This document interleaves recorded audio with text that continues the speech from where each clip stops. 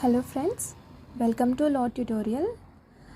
ఈరోజు 2021 కాన్స్టిట్యూషనల్లో 3 years LLBలో 4th క్వశ్చన్ చూస్తున్నాం. పార్ట్ ఏలో 4th question, due process of లా.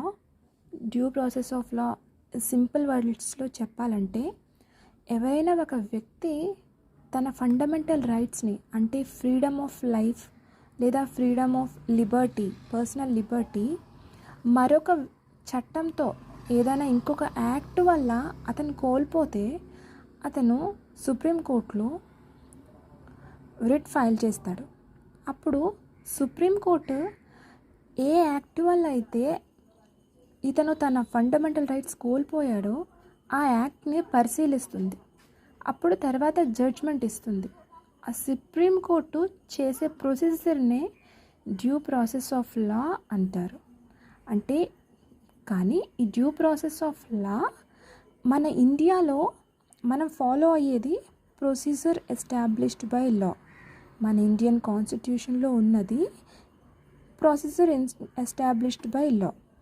కానీ దీన్ని మనం నెమ్మదిగా మెల్లమెల్లగా అడాప్ట్ చేసుకుంటున్నాం అన్నమాట. దాన్ని మళ్ళీ చూద్దాం మనం క్లియర్గా. Due process of law is a doctrine that not only checks if there is a law to deprive the life and personal liberty of a person, but also ensures that the law is made fair and just. అంటే due process of లా అనేది కేవలం ఏదైనా ఒక చట్టం freedom of లైఫ్ని, personal లిబర్టీని తీసేస్తుందా అని చూడడమే కాదు, ఆ చట్టాన్ని మళ్ళీ ఫెయిర్ అండ్ జస్ట్గా చేయడమే డ్యూ ప్రాసెస్ ఆఫ్ లా అని అంటారు.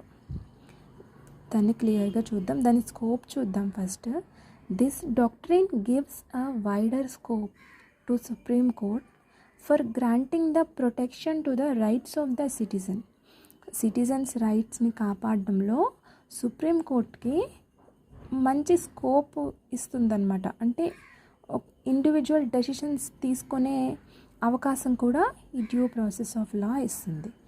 ఇది అర్థం కావాలంటే మనం ముందు ఫాలో అయ్యే ప్రొసీజర్ ఎస్టాబ్లిష్డ్ బై లా ఒకసారి చూద్దాం. ఇప్పుడు కోర్టులో రిట్ ఫైల్ అయినప్పుడు ముందైతే సుప్రీంకోర్టు ఏం చేసేదంటే, ఆ యాక్ట్ ఏ చట్టం వల్ల అతను ఇబ్బంది పడుతున్నాడో, ఏ చట్టం వల్ల ఫండమెంటల్ రైట్స్ కోల్పోయాడో ఆ చట్టాన్ని చెక్ చేసేదన్నమాట. ఈ సుప్రీంకోర్టు ఎలా చెక్ చేసేది అంటే, అది లెజిస్లేటివ్ అథారిటీతో వచ్చిందా, అది ఎన్ఫోర్స్ అయ్యిందా అని చూసేది ఫస్ట్.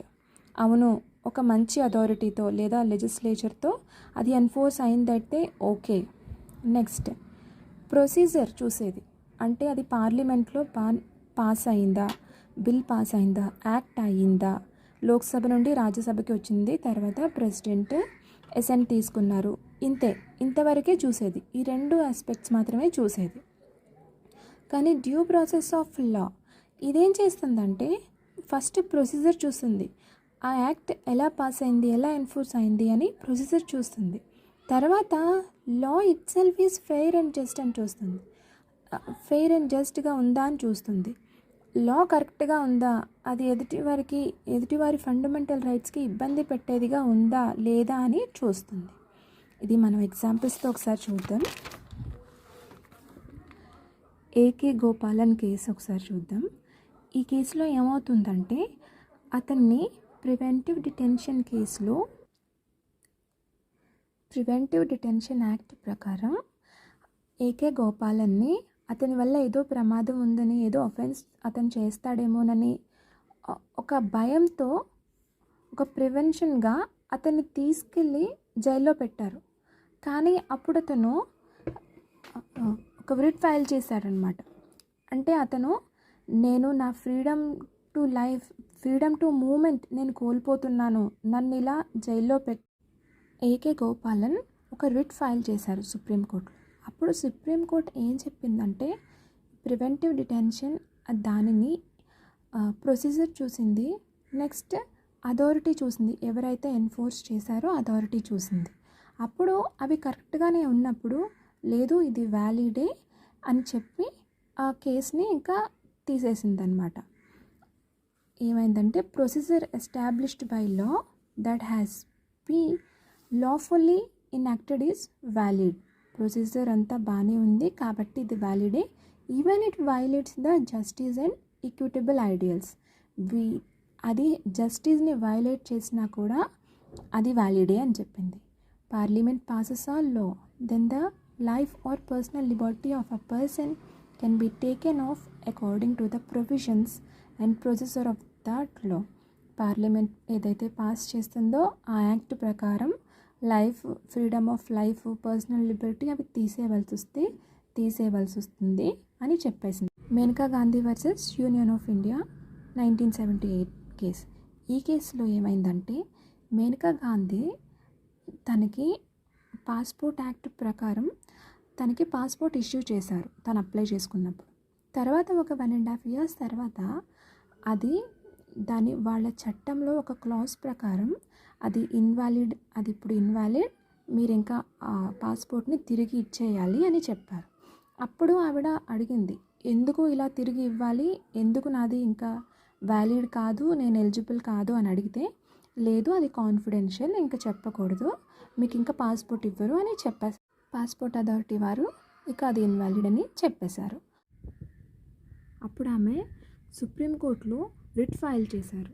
అది ఎలా అంటే, ఎందుకు నా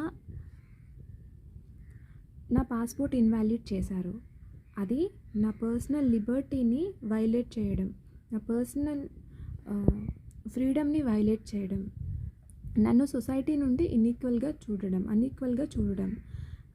సో నాకు రీజన్ అప్పుడు సుప్రీంకోర్టు ఏమందంటే, ఎందుకు ఆవిడ పాస్పోర్ట్ ఇన్వాలిడ్ చేశారు, ఏ యాక్ట్ ప్రకారం చేశారు, ఒకవేళ అది కాన్ఫిడెన్షియల్ అయినా కూడా అది రీజనబుల్ కాకపోతే ఆ యాక్ట్ వయోలేటివ్, ఆ యాక్ట్ ఇన్వాలిడ్ అని చెప్పిందనమాట. ఇది డ్యూ ప్రాసెస్ ఆఫ్ లా అనమాట. ఇక్కడ ఏకే గోపాలన్ కేసులో ప్రొసీజర్ ఎస్టాబ్లిష్డ్ బై లా ద్వారా చూసాం ఆ కేసు. అప్పుడు అతనికి న్యాయం జరగలేదు. కానీ Maneka Gandhi versus union of కేసులో సుప్రీంకోర్టుకి కొంచెం ఇండివిజువల్గా తను నిర్ణయం తీసుకునే అవకాశం కలిగింది ఈ డ్యూ ప్రాసెస్ ఆఫ్ లా వలన. ఇది ఒకసారి చూద్దాం. Supreme court said that reasonability behind a law to be important. ఖచ్చితంగా మంచి రీజన్ ఉండాలి ఒక యాక్ట్ ఎనాక్ట్ అవ్వడానికి, ఎన్ఫోర్సబిలిటీకి రావడానికి ఖచ్చితంగా మంచి రీజన్ ఉండాలి. It established the rationale in India as procedure established by law, plus the procedure should be fair and just and not arbitrary. అంటే మనం ఫాలో అయ్యేది పూర్తిగా డ్యూ ప్రాసెస్ ఆఫ్ లా కాదు, ప్రొసీజర్ ఎస్టాబ్లిష్డ్ బై లాని, ఆ procedure should be fair and జస్ట్గా ఉండాలి, ఆర్బిట్రరీగా ఉండకూడదు అని చెప్తున్నాం అనమాట. Supreme court order that any bill to be passed and enacted as a act must be passed golden triangle rule, that is it must be not violate the articles 14, 19, 20 of the constitution. ఇలాగా just సింబాలిక్గా చెప్పారు అంతే, ఇంకేం కాదు. Due process of ఈ 14, 19, 21 ఆర్టికల్స్ని golden triangle అంటారు.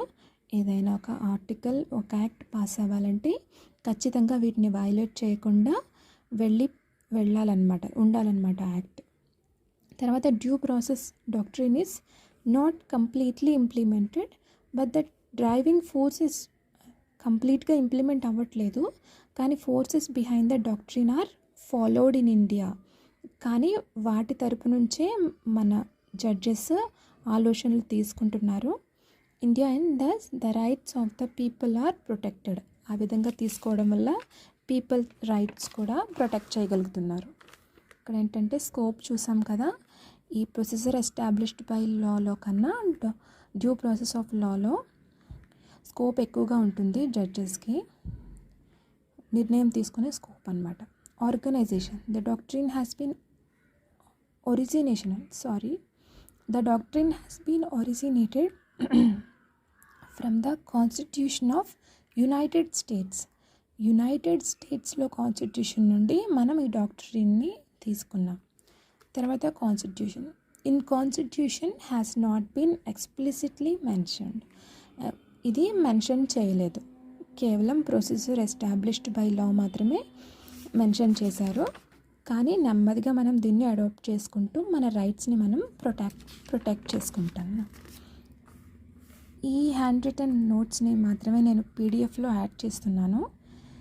మీకు useful అవుతుంది అనుకుంటున్నాను.